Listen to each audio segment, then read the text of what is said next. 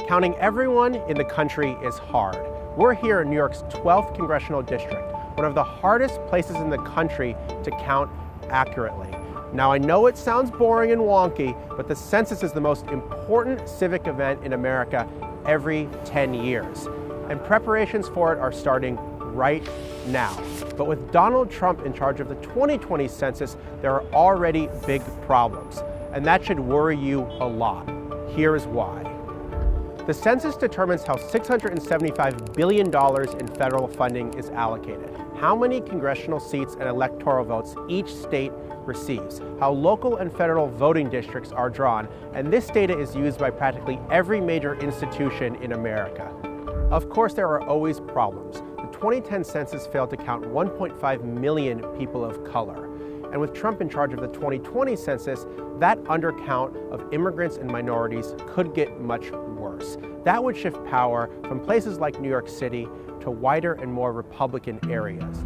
Problem number one, immigrant fears. Immigrant communities are afraid the census could be used to deport them. In December, the Justice Department asked the census to add a question about U.S. citizenship for the first time since 1950. This is already having a chilling effect.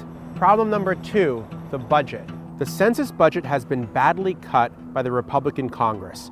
Crucial field tests have been canceled, and there will be many fewer workers sent to knock on people's doors.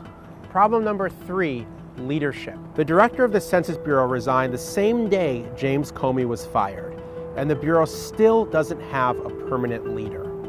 Problem number four, I just forgot problem number four. Sorry. Action. Problem number four, hacks. The 2020 census will be the first one where many people respond online. And in light of Russian interference in the US election, many experts are worried the census could be hacked too. Here's why all of this matters. The census lays the groundwork for everything around us. Our schools, our roads, our members of Congress. It brings a measure of transparency and fairness to our democracy. We get one chance to do this right every 10 years. If Republicans rig the census, there are no do-overs.